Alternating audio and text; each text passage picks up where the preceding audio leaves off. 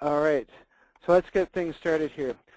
Okay, well, thank you very much for taking your time out of your busy schedules today to join us for a webinar on protecting you and your organization for hackers. My name is Scott Young, and I'm the COO and one of the partners at Optrix Engineering, and I'll be your host for today's webinar. Next slide. Thank you. Today we will be covering the 7 most important things hackers want to steal from your organization and the most effective ways to stop them. And of course, this is obviously a timely subject, seeing that large organizations like Sony, Home Depot, and Target have been making the news over the last year for getting hacked, and we obviously wanted you all to avoid the same fate. So judging by the interest level we've received for this webinar, this is the 3rd one that we've done on the webinar for the last couple of weeks. This is obviously an important topic for you as well. So I just shot a message over there that to please use the chat feature on the right-hand side to ask any questions that you might have throughout the presentation. Next slide. I also want to take a moment to introduce who Optrix is, as this might be the first time you've heard of us. So we're a licensed engineering firm who was founded in 1995. We're a network integrated, also known as a value-added reseller, who has helped our clients throughout North America solve their networking issues. Our clients include Fortune 500 companies, all levels of government, the military, school boards, universities, colleges, as well as small and medium-sized organizations. Our main focus is on providing our clients with solutions revolving around wireless, backup and storage, virtualization, and VoIP phone systems, along with network security blanket around all 4 of them. We also do professional services, which includes installation, configuration, training, wireless site surveys, and much more. And we also own and operate CUDA-Mail, which is a managed spam filtering service. Next slide. And then for those of you who've worked with us before, you most likely have purchased from us a solution by Barracuda Networks, Managed Engine, Dell, we recently added Unitrends, WatchCare, we also have Aruba, and many other wireless solutions as well. And we also want to mention that we're very happy to include Network Test Labs, who we've partnered with on this webinar today, because now we're able to help our clients protect their network through penetration testing, risk and vulnerability assessments, PCI compliance, and more. And of course, we partner with them due to their technical expertise and recognition as being one of the leaders in the field of network security. So on the webinar today, I have from Network Test Labs, Blake Mitchell, who is their sales manager, as well as Richard D'Souza and Aaron Krause, who are a couple of their senior security consultants, also known as ethical hackers. So if you've ever wondered how a particular cyber attack happened, now, of course, is your chance to ask. So good morning, gentlemen, and thank you for taking the time with us today. And Blake, I'd now like to turn the presentation over to you. Thank you very much, Scott. Thanks, everyone, for coming and spending your Tuesday morning with us, or afternoon, depending on where you're located. So I'll give you a little bit of agenda. We'll go over a little bit who NTL is, what is a hacker. We're going to go into kind of the details of what the levels of the web are and what people and hackers and people can do with that information they have from your businesses. We're going to go over some facts about breaches, understanding threats, and how to protect against those threats. And then we're going to really have some questions and answers. I've got 2 highly qualified people on the line with me today, Richard and Aaron, and they'll be able to answer any questions that you may have for us. So a little bit about us. NTL was founded in 2006. Richard D'Souza, who's on the line today, was one of the founding members, and he started NTL with the idea of providing security for online gambling companies. With that, he's really expanded dramatically through referrals, not sales. One of the things that's special about NTL is that the way we look after our clientele and the way we service our clientele, it's been completely referral growth, not a sales department pushing sales. Until now, in 2015, we've decided to make a push of expanding our business dramatically. And we're basically Vancouver's leading security consulting team. And we'll go into that. One of the special things about this and why we've had so much growth is we tailor-fit processes as per customer needs. We don't have a cookie-cutter style business model. We will do what we need to do to help our customers out and secure their networks. We have a comprehensive security portfolio, and we'll go into a little more detail about that, but from ISO standards to penetration testing to security posture assessment and a threat risk assessment. But there's a lot more included in that. We we have quite a portfolio of clientele.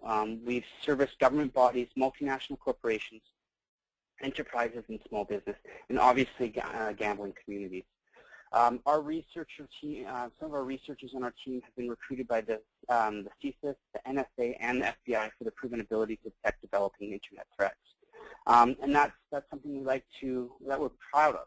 We have quite a team that understands what's going on in this ever-changing world of hacking and IT security. I'll turn this over to Richard, and Richard's going to go into some detail about some of our services and what we offer. So, Richard? Excellent. So I'm just going to take, thanks Blake, I'm just going to take a few minutes here just to go over some of these key areas of focus. So we have a lot of customers asking us, hey Richard, we had a security breach, or perhaps we have something within our environment, looks like malware or some sort of malware. How can we identify this and what type of approach can we take? So generally, I would recommend, if a customer understands their environment, they have visibility and eyes on the network, then they can identify APT-type malware propagating throughout their network. In the event, if they want to do an assessment, a security assessment, I would suggest a security posture assessment, looking at the perimeter security, looking at the internal controls, assessing their virtualization security, VMware type environment, VMware controls, virtual firewalls, intrusion prevention system, and so forth. If they simply want us to do an external type assessment, then a pen test would be the next best thing I would recommend, where we could try and test the perimeter and try and gain access to their internal systems.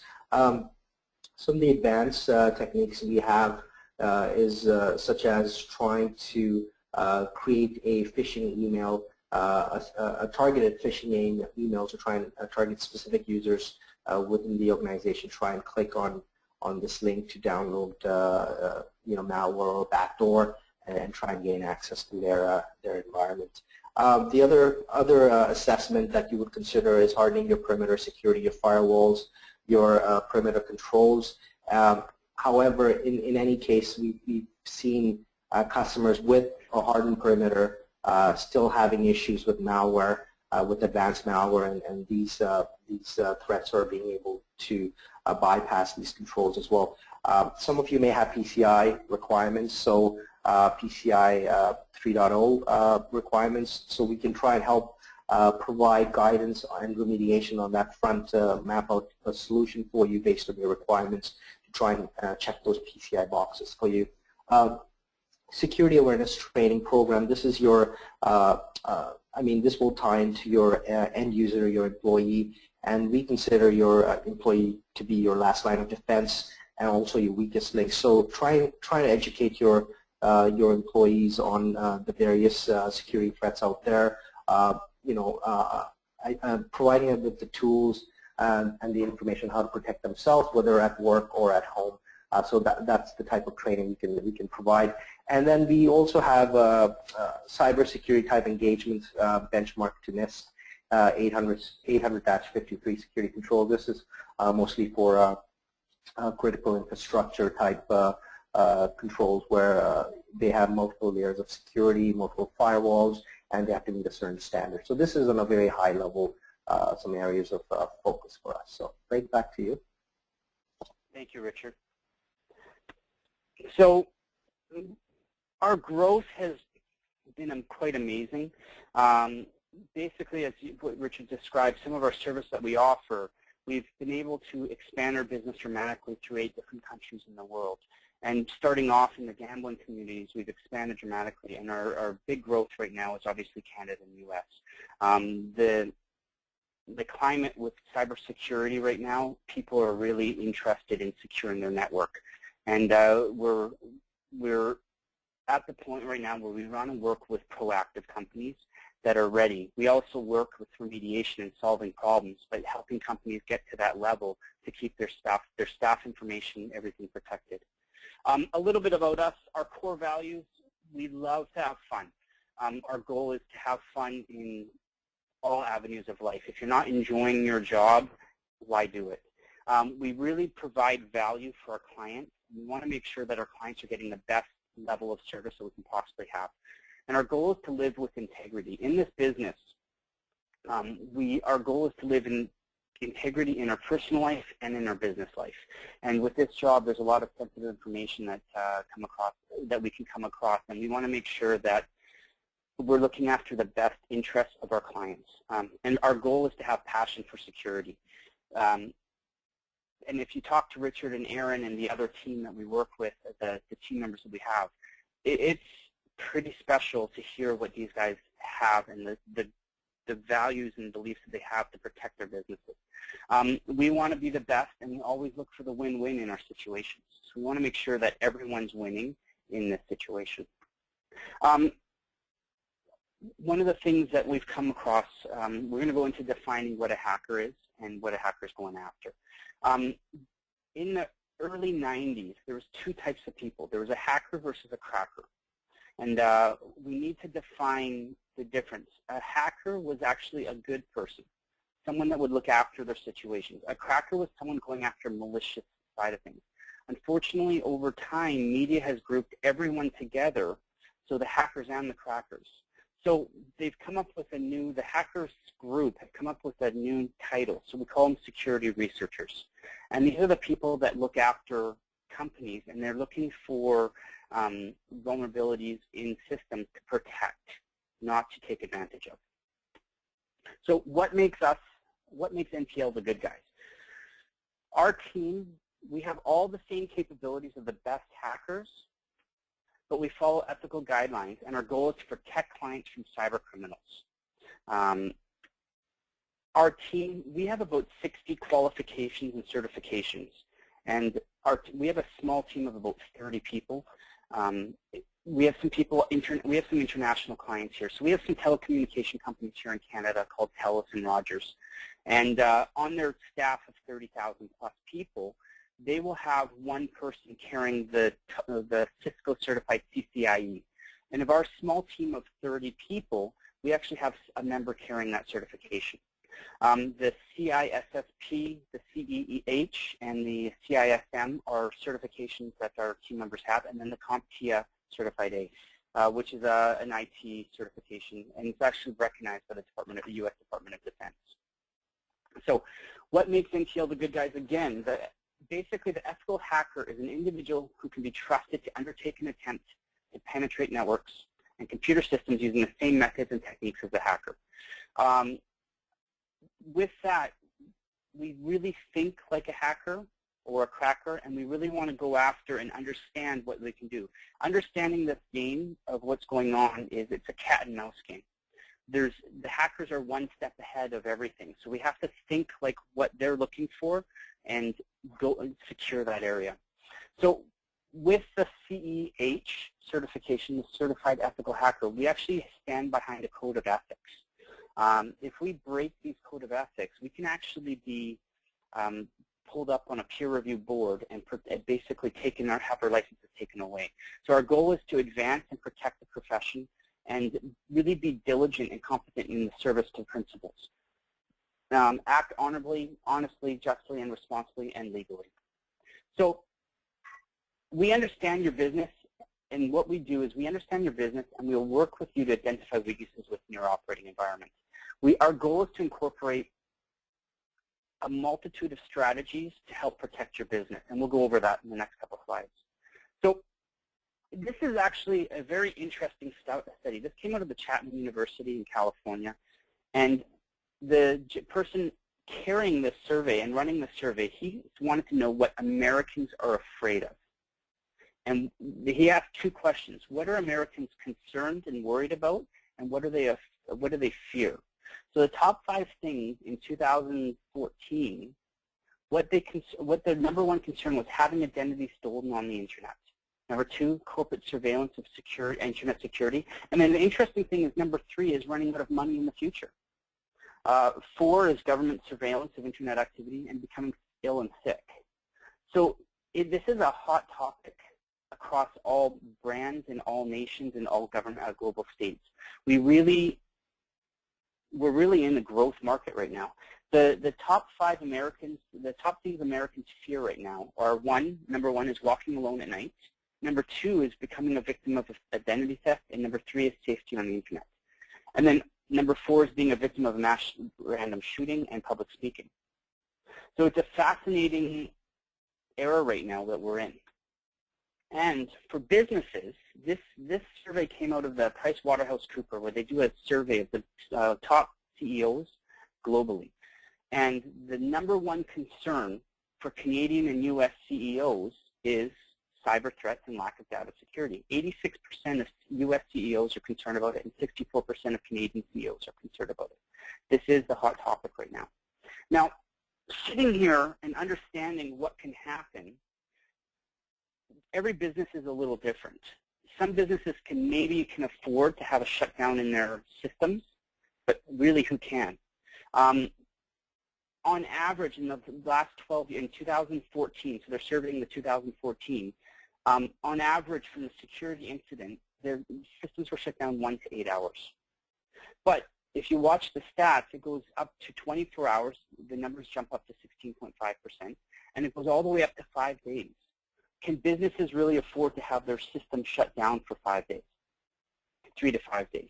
And that's where NCL and Optrix come in to help. And the key here is the financial losses. 37% of financial losses resulted to less than $49,000.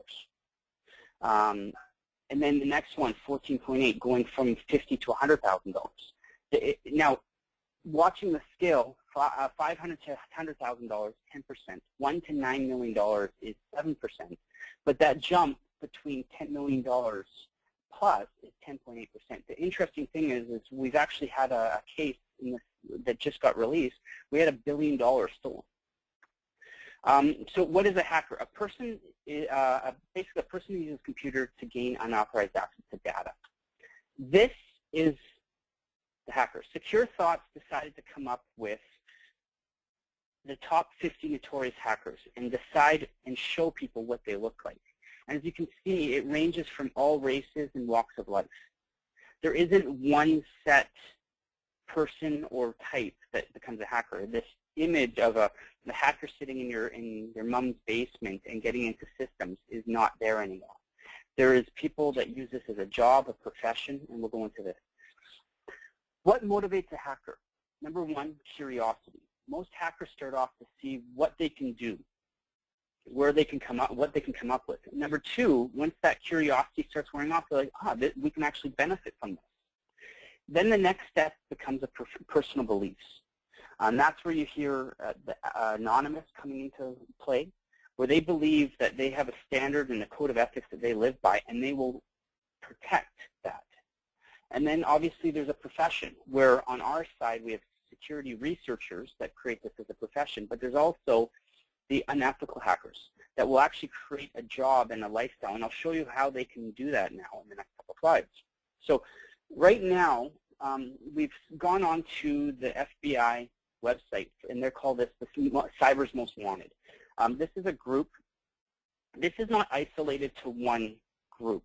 I've just taken some of the top ones here. These gentlemen were up on charges for economic espionage, theft of trade secrets, and a lot more. It's a very interesting dynamic now. This gentleman, Sam, they call him, Sam Jain, when they froze his bank accounts in Swift, and his Swiss bank accounts, they have $15 million in it. This is not a basement kind of operation. This is a big business right now for people. And this gentleman, this just came up about 2 weeks ago. This is the largest bounty on a person ever put by the U.S. government. It's $3 million.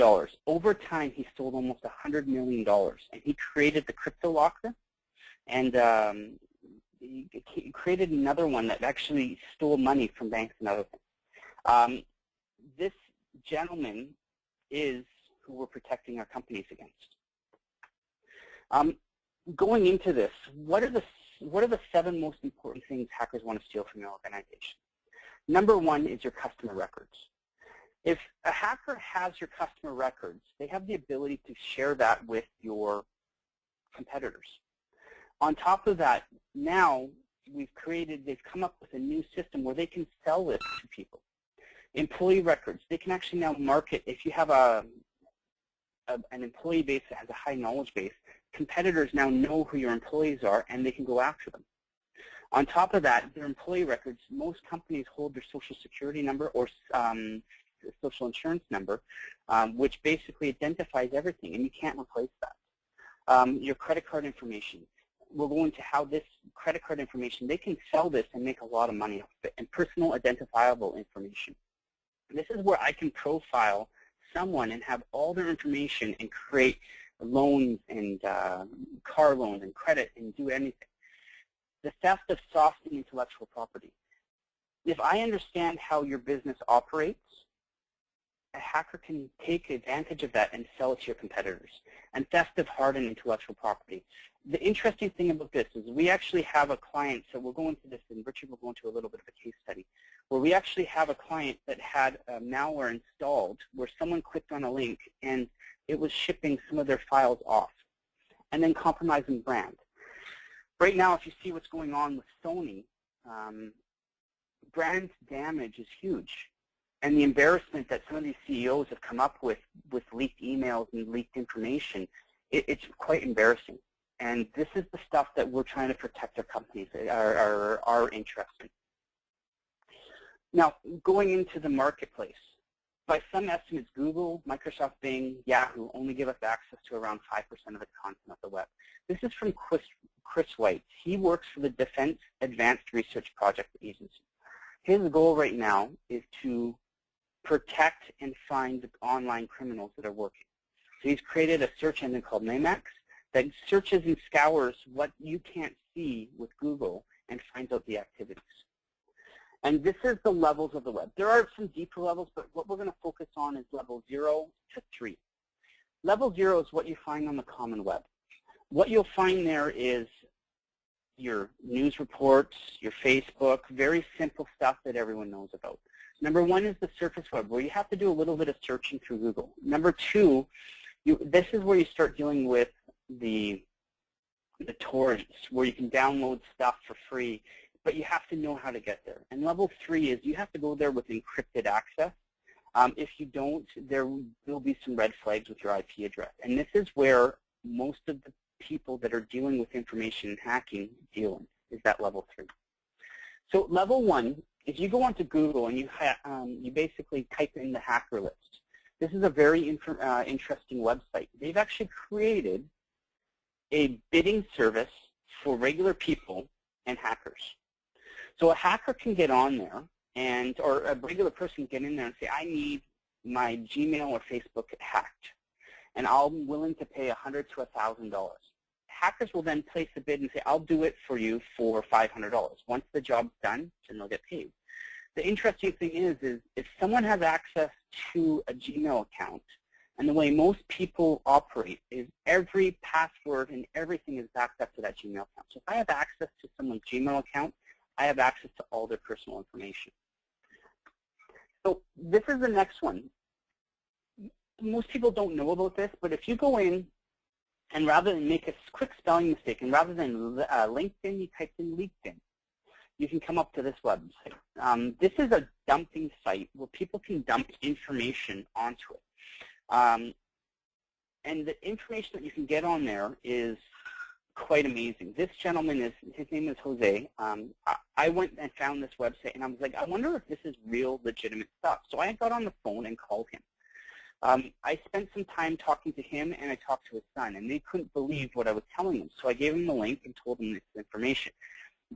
Their credit card, their expiry date, their address, all their information was up online.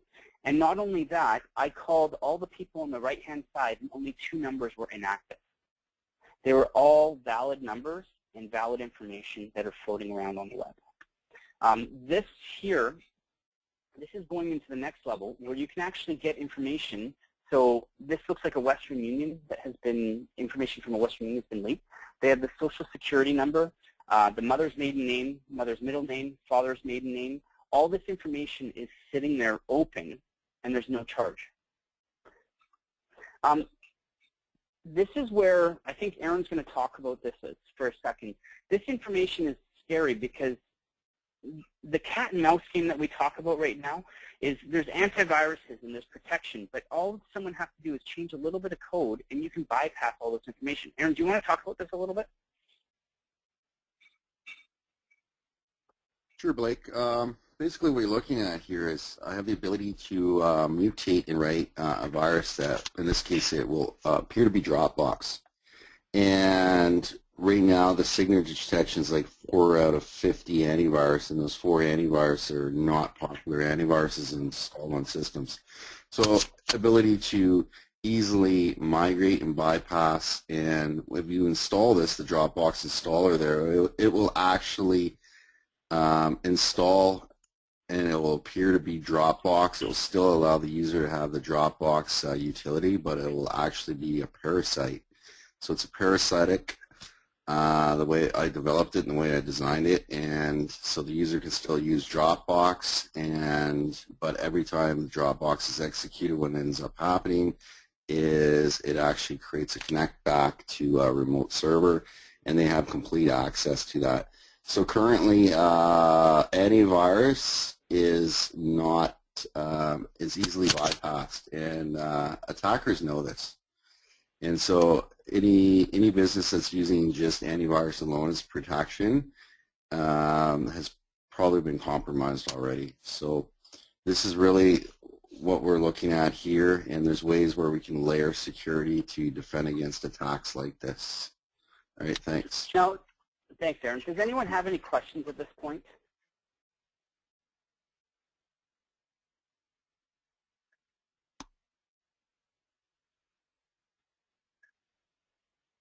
Fred, any questions?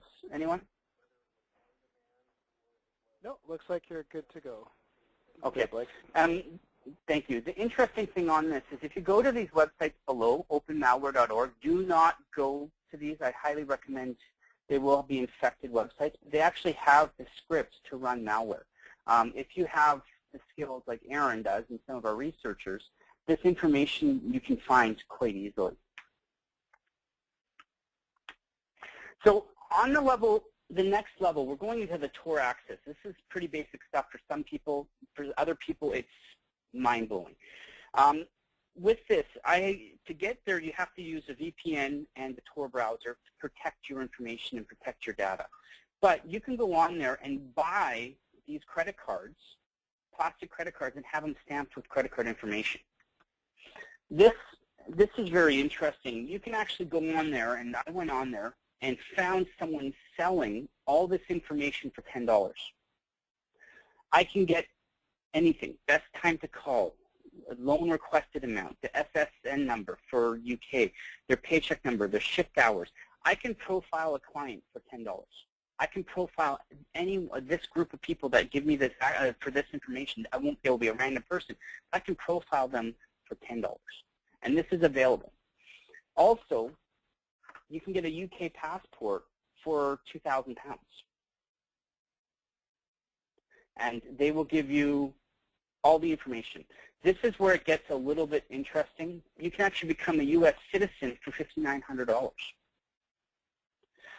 They will give you your passport, your SSN number, your driver's license, birth certificate, all that in one shot.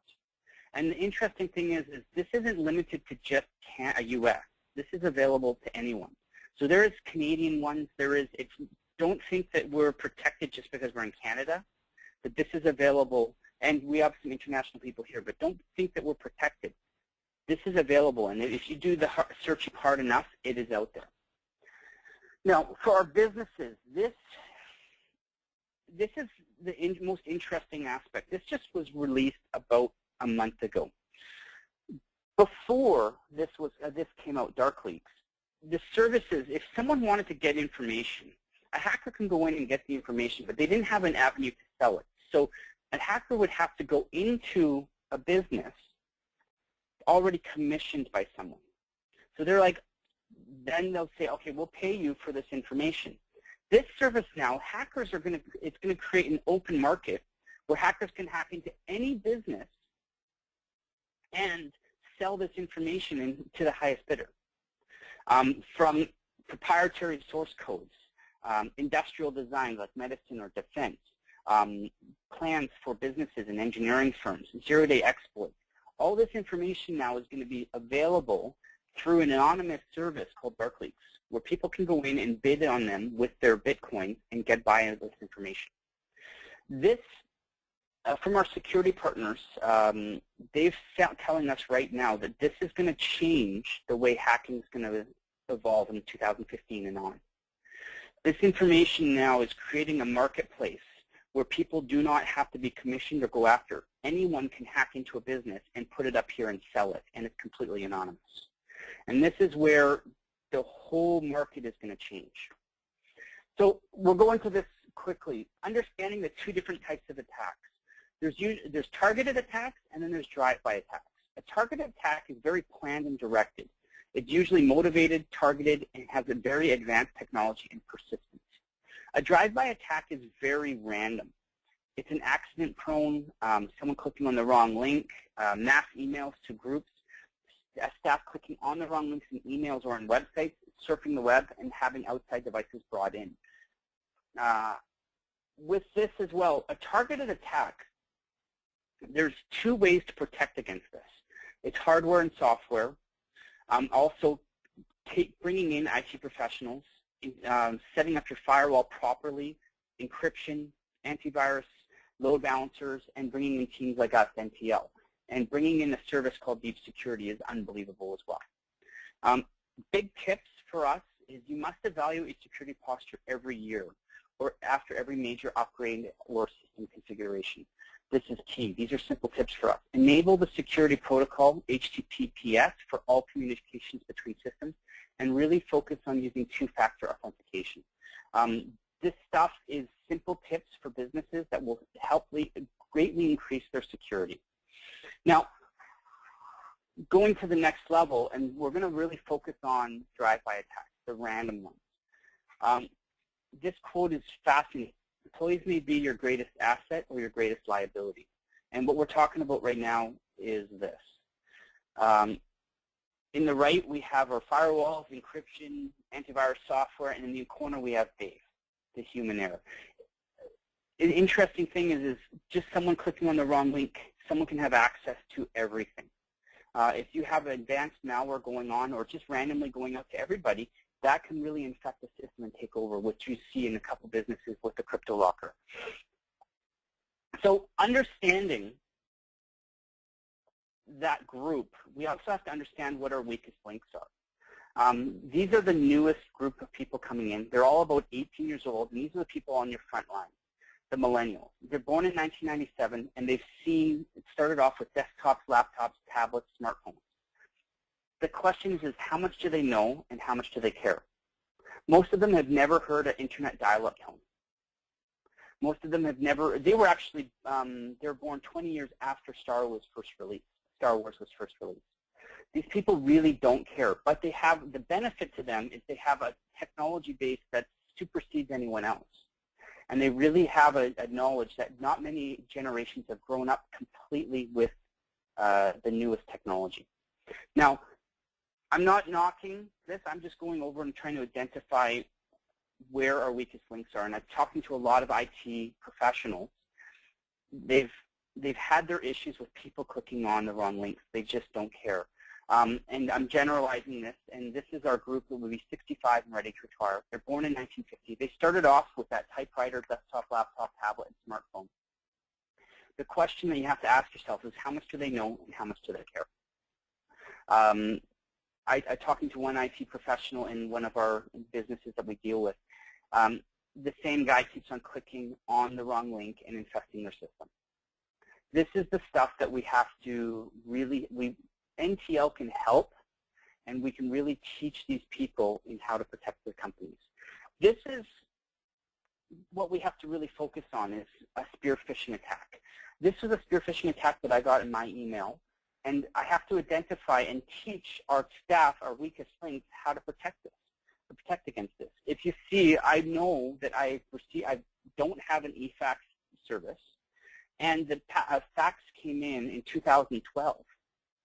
So really, this information is key to understanding. But if someone clicked on that link, and what Aaron was talking about, is if someone downloads a file, an attachment, or a link, they can actually, it looks and opens up normally, but it will install malware into the system almost instantly.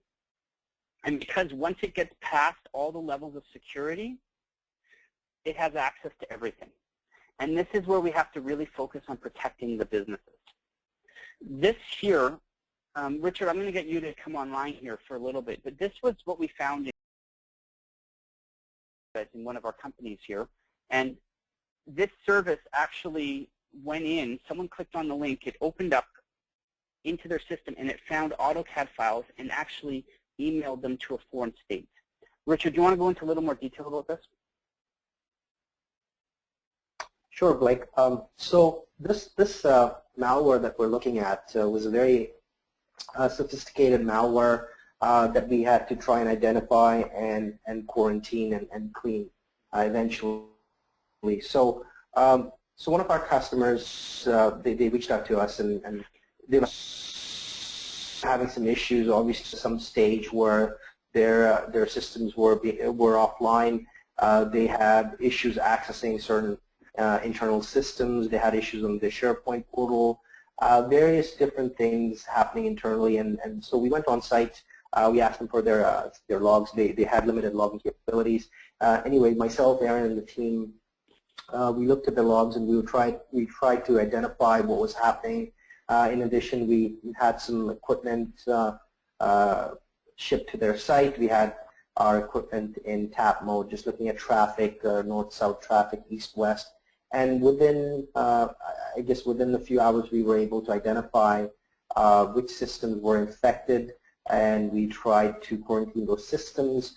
However, we used various techniques to clean this malware. We had to work with the third-party software vendor to try and provide samples of this specific malware to the AV provider, and then within 8 hours we had those signatures available to clean this malware.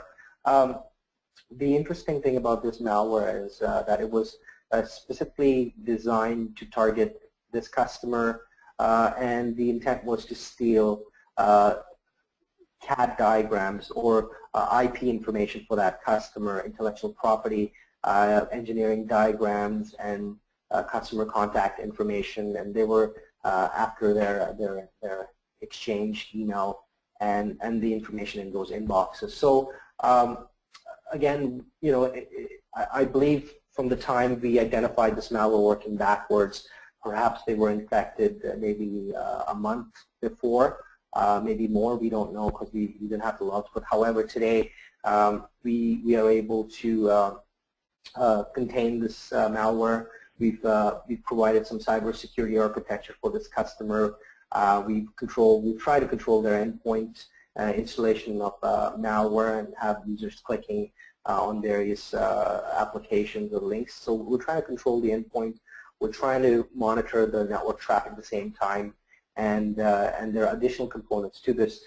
Just to give you an idea, so this customer, they had all your standard bells and whistles. They had Exchange email filtering in the cloud. They have an Apollo Pro perimeter firewall. They have your standard AV, your well-known AV provider, and still they were able to do some of this information. So just to give you an idea of what's out there these days, you have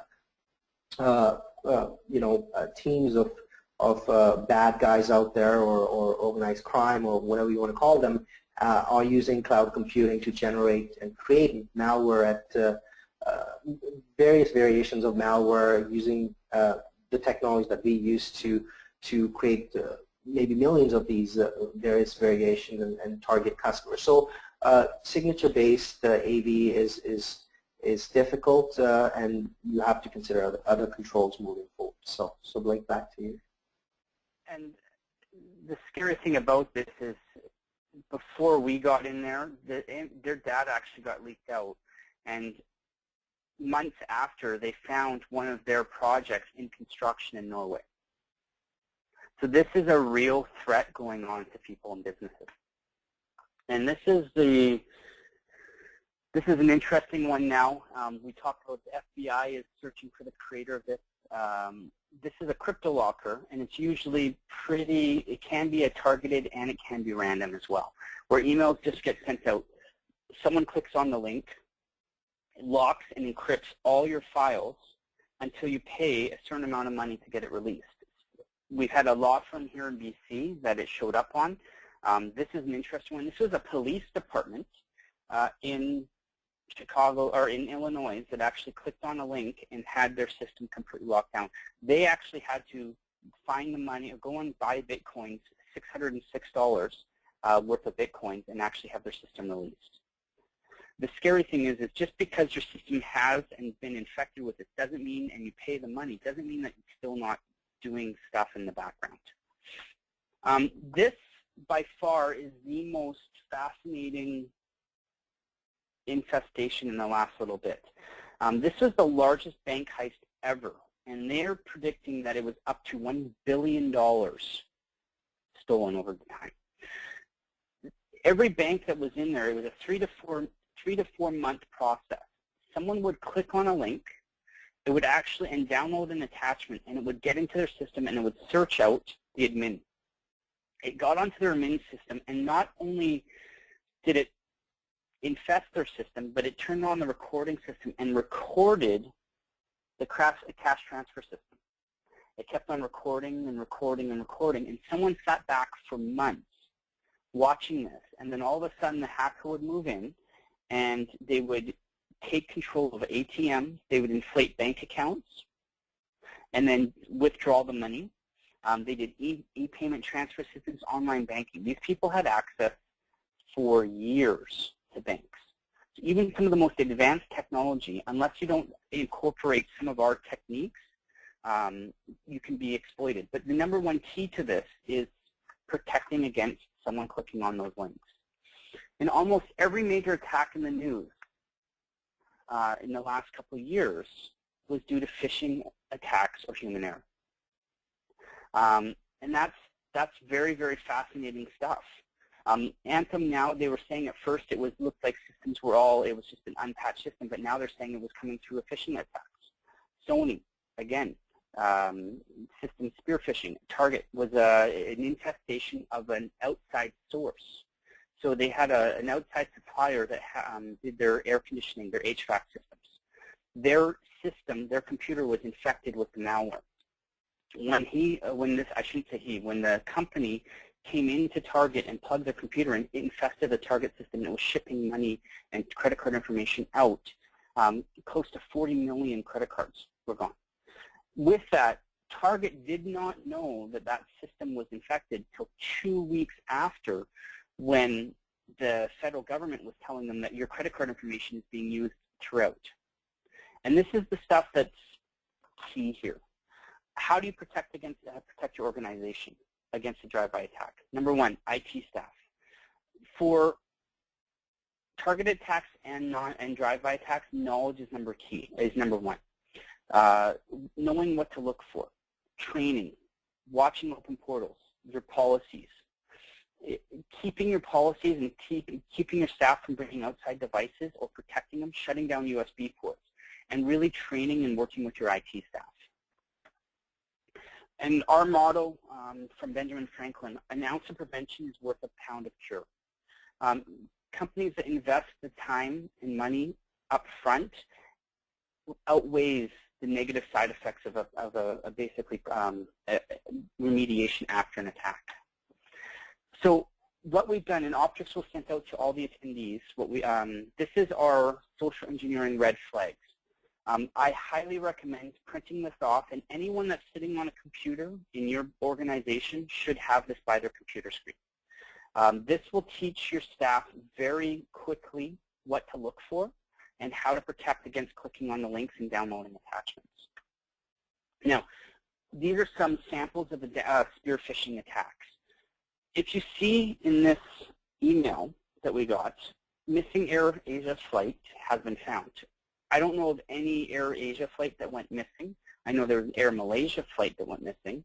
So this is the stuff that we really need to enforce in training your staff. Another thing as well is Reuters.org. There is no Reuters.org tag. It's Reuters.com. So people to identify, and I know personally I've never signed up for routers. So this was a spear phishing attack. With this one, this is from Rogers, which is a local telecommunications company here. One of the keys to checking this is if you slide your mouse over to sign into my Rogers account, there's usually a bar on the bottom. If you look into the bottom left, it's not going to Rogers. So this information here is key in training your staff in how to protect your organization. The Twitter one here, I know for a fact that I have a Twitter account. It's not associated to B. Mitchell at Network Test Labs, but also if you look at the Twitter, it should be twitter.com, not twitterconfirmations.com. So spoofing the domains now is a big key for people, where they can actually spoof that domain by just adding twitter.com/confirmations.com. So this is the stuff. If you look over that red flag sign that Scott will be emailing to everyone that's attending today, this is key. Does anyone have any questions right now?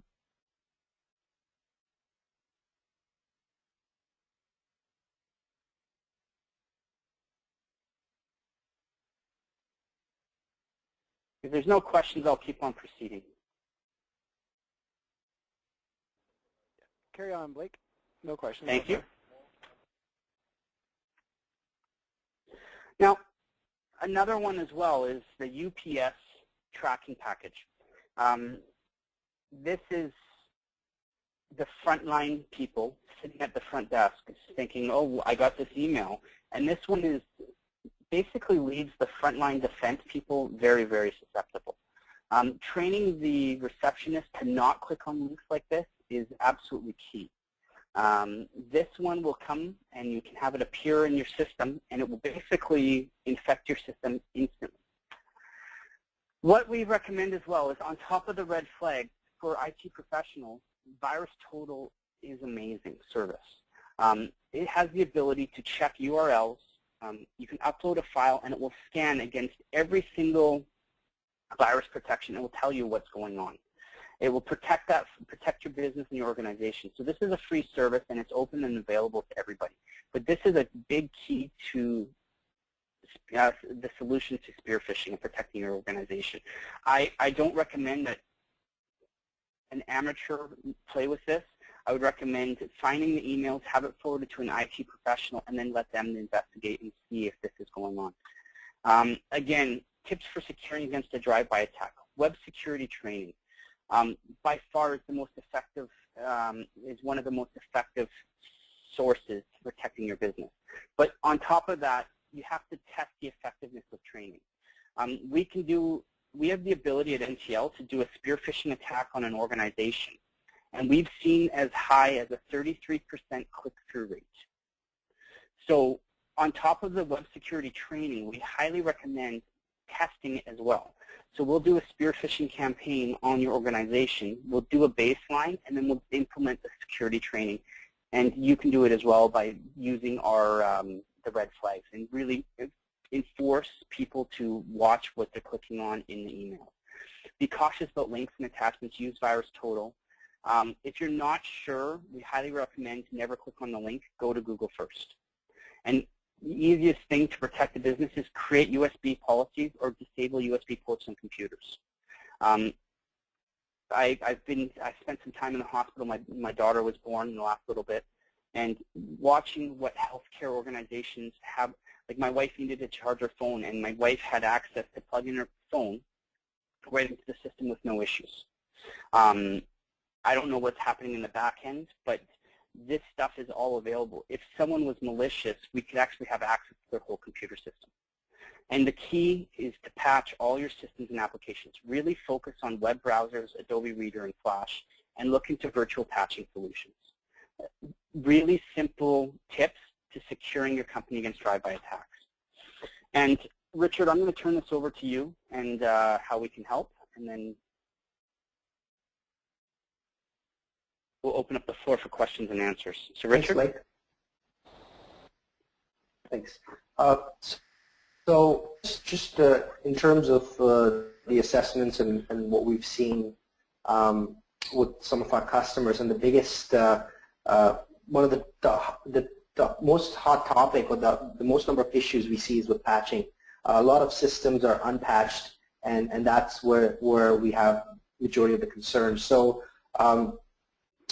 we do have a solution called virtual patching, and where we have the ability to help our customers patch all their systems with specific policies designed for Windows systems, Linux systems, various legacy systems, and provide that protection. So in the event if you have any legacy systems that require protection, we can provide that. So that's one of the main areas of focus for based right out of our assessments. The other areas of concern we're seeing is training.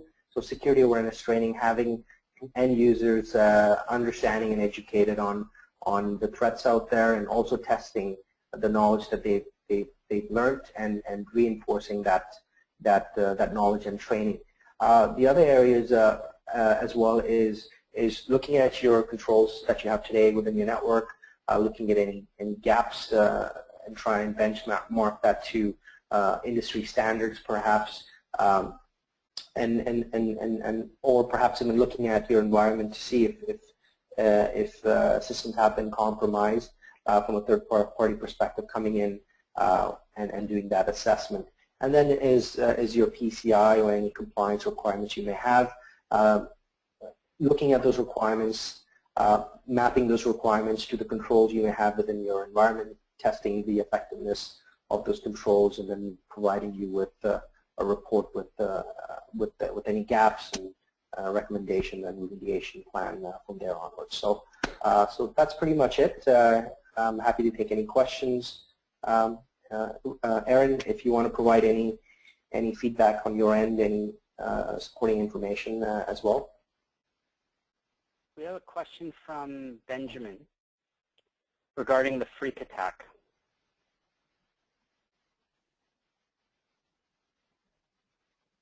Sure. Basically, Aaron, it says, do you have any recommendations regarding the freak attack? Thank you very much, Benjamin. Aaron, you want to go into details of that attack?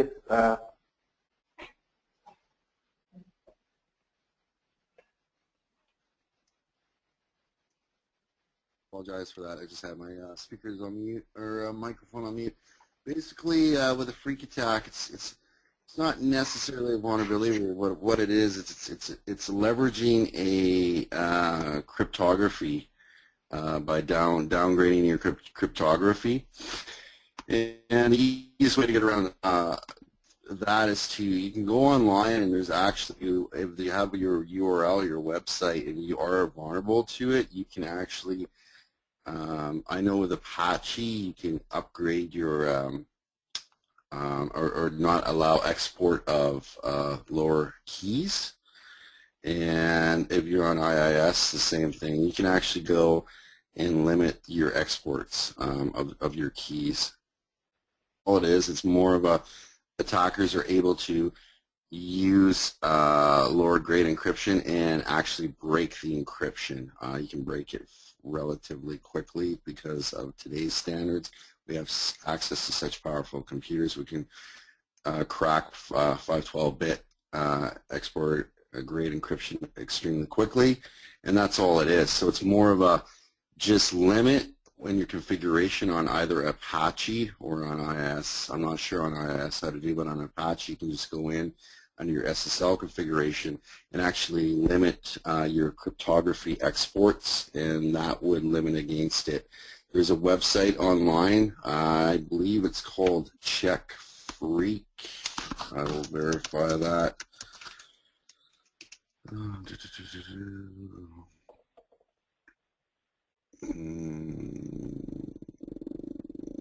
I'm not sure, but it's Freak Check, and you can actually remotely. So, Aaron, quick question. So, if the customer were to do some sort of assessment, say if they were doing a quarterly vulnerability assessment, as part of that, we would pick that up in the assessment, and then that report would have some remediation, correct? Yeah, exactly. So what Richard's saying is that if we are doing a penetration test, we would identify things like Freak or Poodle or any vulnerable Heartbleed servers, and as far as an SSL approach is concerned, and we would provide remediations for that. Yes, that's correct, Richard. Thanks. I'm going to open up the microphones to everybody. So if we have any questions, everyone has the ability to talk.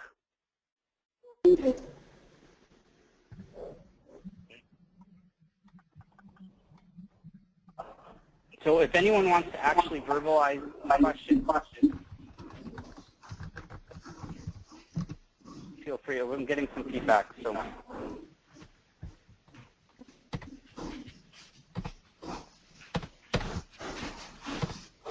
A little bit of information. Our next webinar is going to be in April. Aaron will be opening up our lab, and we will actually show you how malware overtakes the system and how it can bypass antivirus. So we're working on showing, because everything changes so quickly, we're going to show people how it can bypass very, very effectively and how it can bypass Google and everything else with a matter of a couple things. So anyone else have any questions and answers? Questions, we can answer it.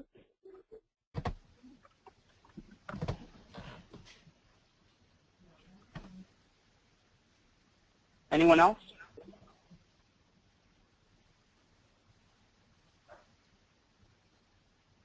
Everyone's mic's off, so I'm going to bypass to the next screen. So if you guys have any other questions, I know this is private for a lot of people. No one wants to release any information online.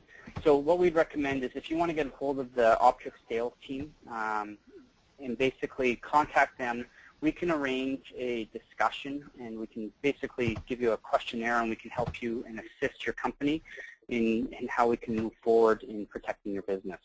So if you have any questions, I highly recommend getting hold of Scott and the team at Optrix, and we'll be able to help you out. I have another question here.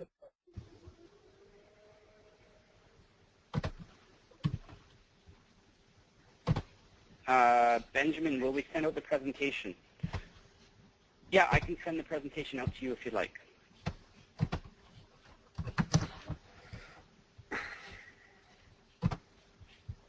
Anyone else have any questions? Scott, do you have anything else?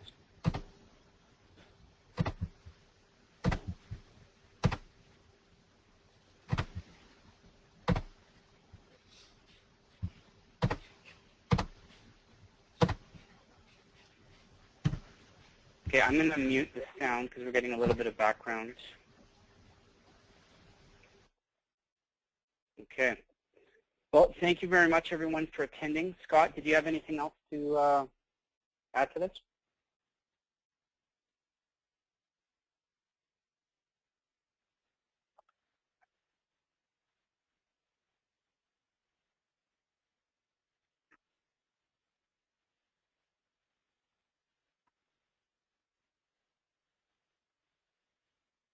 Okay. Well, thank you very much, everyone, for attending. And if you have any questions, please let me know. And Scott, are you there? Yep. Okay. Can you hear me now? Yes. Okay. So, sorry, folks. It looks like my mic was muted. Just want to thank you very much, Blake, for your presentation as well as your input from Aaron and Richard. Lots of great information there. Just want to throw out there a couple of points that I'd heard. Pardon me. With the CryptoLocker virus, I've heard cases where the police have shut down the operation. The victim tried to pay the ransom but couldn't get their computer unlocked because the system didn't exist anymore. So not good there. And also, I just want to reinforce one of the things that you mentioned was having a policy. I'm sure everyone at the organization has a policy, but we have an acceptable use policy that we get all of our staff to sign when they, as part of the onboarding process. And we train them what they can and cannot do with the network and the computers. I think this is super important. One of our rules is absolutely no outside USB keys unless Sean or Gideon, one of our IT staff, scan it with multiple antivirus services. And the sad thing is we found some of our vendors who've come in to do a presentation and wanted to download the presentation to our boardroom computer, and it's got a virus on it. on the thumb drive. And certainly the same thing goes with people who are coming, applicants who are coming for interviews who want to get a resume printed. That's certainly a big no-no because you just don't know where they've been, and often they've got something on them. Yeah, I just want to also reiterate that if anybody has a question or wants to talk about their specific security concerns one-on-one, we work very closely with the folks at NTL, and we'd certainly like to discuss those with you. And once we figure things out, I know you guys have a good questionnaire that people can go through and figure out what the security concerns are, and then offer a best route to go to solving whatever that problem is. So anyway, just want to point that out. But thanks again for the presentation, folks, and thank you very much for joining us. Also, thanks, Benjamin, and everyone for your questions. I'll get a copy of the presentation, and I'll be emailing that out today. We'll also be including a copy of that handout, and we've recorded today's session, so we'll have that up on YouTube, and we'll include a link for that as well. So thanks again for your time, folks, and enjoy the rest of your week.